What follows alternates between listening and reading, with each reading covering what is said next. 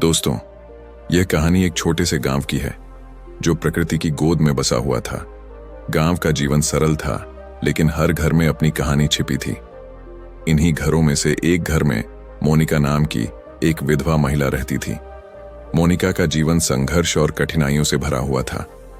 उसका पति एक गंभीर बीमारी के कारण कुछ वर्षों पहले गुजर चुका था। पति की मृत्यु के बाद मोनिका ने अपनी पूरी जिंदगी अकेले बिताने का संकल्प लिया। वह दिन भर खेतों में काम करती और शाम को अपने छोटे से घर लौटती। वह आत्मनिर्भर थी और गांव के लोग उसकी मेहनत की बहुत प्रशंसा करते थे। लेकिन मोनिका का जीवन बाहर से जितना सामान्य दिखता था, भीतर से वह उतना ही खालीपन और दर्द से भरा हुआ था। उसके मन में अकेलेपन की गूंज थी, जिसे वह किसी से व्यक्त नहीं कर सकती थी। रात के समय जब सारा गांव नींद में डूबा होता, मोनिका का अकेलापन और भी गहरा हो जाता। गांव में लोग उसे एक मजबूत और साहसी महिला मानते थे, लेकिन उसकी आंखों में छिपा दर्द कोई नहीं देख पाता था। उसकी जिंदगी एक गहरी प्यास और अधूरेपन से भरी हुई थी, जिसे वह खुद भी समझ नहीं पाती थी। यहीं से शुरू होती है एक ऐसी कहानी जो न केवल मोनिका के जीवन को बदल देती है, बल्कि हमें भी जीवन के गहरे रहस्य और आत्मा की शांति का महत्व सिखाती है। एक दिन गांव में एक साधु का आगमन हुआ। उसका नाम था स्वामी रामदेव। वह बहुत समय से गांव गांव घूमते हुए धर्म का प्रचार कर रहे थे और लोगों को आत्मा की शांति का रास्ता बता रहे थे। उनका व्यक्तित्व साधारण सा था, लेकिन उनकी आंखों में एक गहरी शांति और चेहरे पर अद्भुत आभा थी। स्वामी रामदेव की वेशभूषा साधारण थी, लेकिन उनके चेहरे पर एक ऐसी आभा थी जो किसी आम व्यक्ति में नहीं होती। उनका मस्तक शांत और स्थिर था, जैसे पूरी दुनिया की समस्याएं उन्हें छू नहीं सकती। उनकी बातें सीधे दिल में उतर जाती थीं। स्वामी जी गांव के हर घर में जाते और लोगों को धर्म, ध्यान और आत्मा की शांति के विषय में बताते थे। उनका प्रत्येक शब्द सुनने वालों के दिलों में छाप छोड़ता। गांव वाले उनके प्रवचनों को सुनने के लिए बड़ी संख्या में इकट्ठा होते। उनकी उपस्थिति से पूरा गांव एक अलग सी ऊर्जा से भर उठता था। मोनिका भी इस साधु की उपस्थिति से प्रभावित थी। हालांकि उसने पहले कभी साधु के बारे में ज्यादा नहीं सुना था, लेकिन स्वामी रामदेव की शांति और उनकी बातों में कुछ ऐसा था जो मोनिका को खींचता था। उसकी आत्मा में एक अज्ञात आकांक्षा जाग उठी, जैसे उसका दिल चाहता हो कि वह स्वामी जी से कुछ खास सीख सके। यह साधु का आगमन ही था जो मोनिका के जीवन की दिशा को बदलने वाला था। एक दिन स्वामी रामदेव भिक्षा मांगते हुए मोनिका के घर पहुंचे। जैसे ही वह दरवाजे के पास खड़े हुए और दरवाजे पर थपकी दी, मोनिका ने दरवाजा खोला। साधु की उपस्थिति ने जैसे पूरा वातावरण बदल दिया था। उनके चेहरे पर शांति और आभा की एक अनोखी याद थी जो मोनिका को भीतर तक महसूस हो रही थी। स्वामी जी ने विनम्रता से कहा, मां, क्या इस यात्रा के पथिक को कुछ भिक्षा मिलेगी? उनके शब्द इतने सरल और सहज थे, जैसे किसी ने सीधे दिल से बात की हो। मोनिका ने एक पल के लिए उन्हें देखा, फिर खुद को संभालते हुए कहा, जी महाराज, कृपया अंदर आइए। साधु धीरे धीरे अंदर आए और छोटे से कमरे में बैठ गए। लाने चाय बनाने के लिए रसोई में कदम रखा, लेकिन उसके मन में जैसे भावों का सैलाब उमड़ पड़ा। साधु का चेहरा, उनकी शांति और वह अद्भुत आभा, सभी ने मोनिका के दिल में एक अनजानी चुप्पी सी भर दी थी। चाय बनाने के दौरान मोनिका बार बार साधु के चेहरे को याद करती और सोचती, क्या यह साधु वाकई वह शांति दे सकते हैं जिसकी उसे वर्षों से तलाश थी? क्या यह साधु उसकी किसी भी बात को समझ सकते हैं जो वह खुद से नहीं कह पाती थी? चाय की छोटी सी प्याली उसके हाथ में थी, लेकिन उसके मन में एक बड़ी दुविधा थी। वह सोच रही थी, क्या उसे साधु से अपने दिल की बात कहनी चाहिए? मोनिका ने खुद को बहलाया, लेकिन अंततः उसने तय किया कि वह साधु से अपनी मन की बात साझा करेगी। वह चाय लेकर कमरे में लौटी और धीरे से साधु के सामने रख दी। स्वामी रामदेव ने मुस्कुराते हुए चाय का प्याला लिया और धन्यवाद कहा। फिर कुछ पल दोनों के बीच गहरी चुप्पी छा गई। अचानक साधु ने अपनी गहरी और शांत आवाज में कहा, मां, तुम्हारा घर बहुत शांत है, यहां आकर अच्छा महसूस हो रहा है। मोनिका ने हल्के से कहा, महाराज, यह शांति सिर्फ बाहर दिखती है, अंदर का हाल कुछ और ही है। स्वामी जी ने उसकी बात ध्यान से सुनी और कहा, तुम्हारे दिल में कोई बात है जो तुम मुझसे कहना चाहती हो? बोलो मां। क्या वह बात तुम्हारे मन को चैन देती है? मोनिका की आंखों में एक गहरी बेचैनी थी। वह बहुत समय से अपने दिल के किसी गहरे दर्द को किसी से नहीं कह पाई थी। अब वह साधु के सामने अपने दिल का बोझ हल्का करने का मन बना चुकी थी। मोनिका ने साहस जुटा हुए कहा, महाराज, मैं वर्षों से सुख से वंचित हूं। मेरे जीवन में खालीपन है और मेरे मन में शांति नहीं है। रातें मुझे बेहद बेचैन करती हैं। मुझे लगता है कि आप शायद मेरी प्यास को बुझा सकते हैं।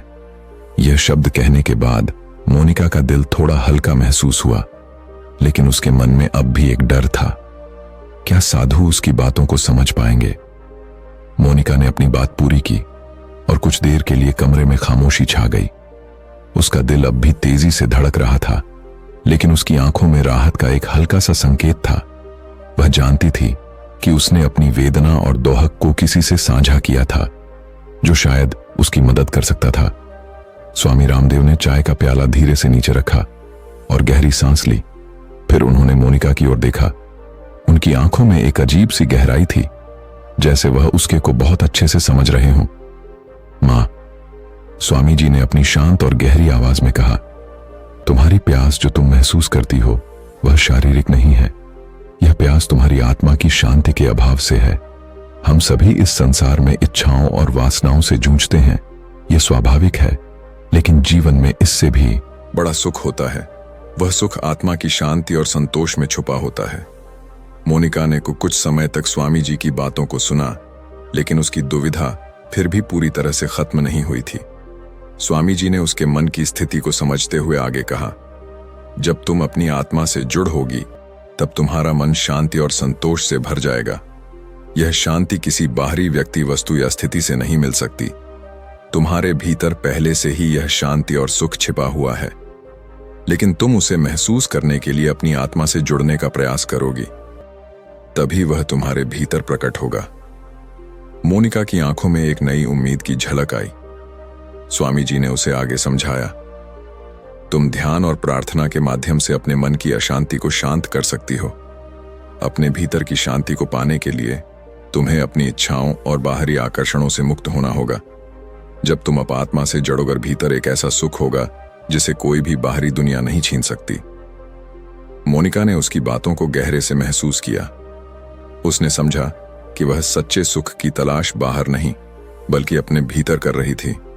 उसे एहसास हुआ कि आत्मिक शांति से ही असली सुख पाया जा सकता है और वह इस मार्ग पर चलने के लिए तैयार थी। स्वामी जी की बातों ने उसकी सोच को पूरी तरह से बदल दिया था। उसने दृढ़ निश्चय किया कि वह ध्यान, प्रार्थना और आत्मा की शांति की खोज में लगेगी। अब वह जान चुकी थी कि उसकी प्यास का असली समाधान केवल और केवल आत्मा की शांति में ही छुपा है। स्वामी रामदेव ने मोनिका को आशीर्वाद दिया और कहा, मां, तुम्हारा रास्ता अब साफ है। आत्मा की शांति के मार्ग पर चलो और तुम्हारा जीवन सुखमय होगा। निर्मल ने स्वामी रामदेव की बातों को अपने जीवन में पूरी तरह से अपनाने का निश्चय किया। साधु के शब्दों ने उसके भीतर एक गहरी हलचल पैदा की थी और अब उसे लगता था कि वह अपने जीवन की दिशा को बदलने के लिए तैयार है। पहली बार उसने अपने दिनचर्या में ध्यान और प्रार्थना को शामिल किया। सुबह उठते ही वह कुछ मिनटों के लिए शांत बैठने लगी। अपनी सांसों पर ध्यान केंद्रित करते हुए शुरू में यह था क्योंकि उसका मन भागता रहता था, लेकिन धीरे धीरे उसने अपने मन को शांति से भरने का तरीका सीख लिया। निर्मला ने महसूस किया कि जब वह प्रार्थना करती थी और अपनी आत्मा से जुड़ने की कोशिश करती थी तो उसका मन धीरे धीरे शांत होने लगता था। वह न केवल अपने शारीरिक कार्यों को ध्यानपूर्वक करने लगी बल्कि अपने भीतर की ऊर्जा और शांति को महसूस करने लगी। चाय बनाने से लेकर खेतों में काम करने तक अब हर कार्य के साथ मोनिका ने एक गहरी आत्मिक संतोष का अनुभव किया।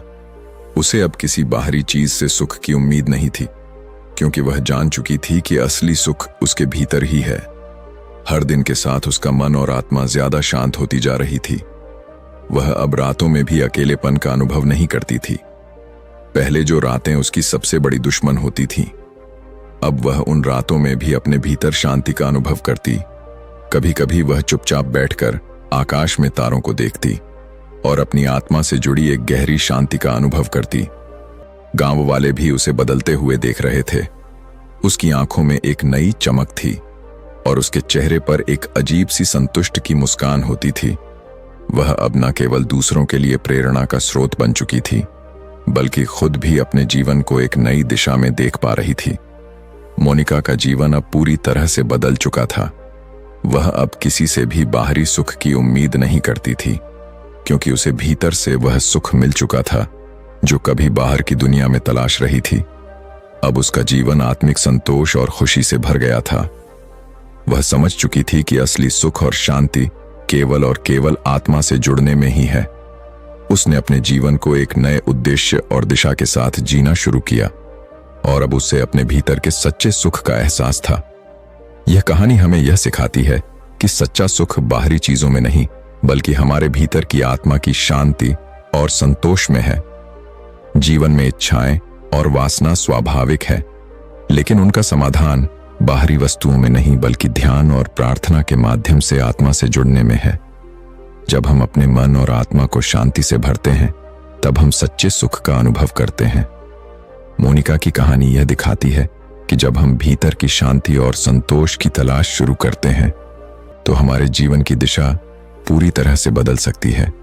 शांति और संतोष हमें किसी बाहरी दुनिया से नहीं मिलता, बल्कि यह हमारे भीतर ही छिपा होता है।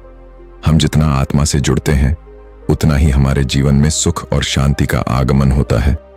इसलिए दोस्तों, जीवन की असली खुशियां बाहर की चीजों में नहीं, बल्कि हमारे भीतर के शांति के स्रोत में है।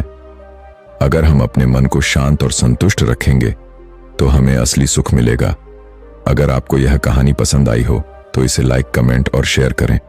साथ ही हमारे चैनल लोफी प्लस ज्ञान को सब्सक्राइब करना ना भूलें, ताकि ऐसी प्रेरणादायक और रोचक कहानियां आप तक पहुंचती रहे। धन्यवाद।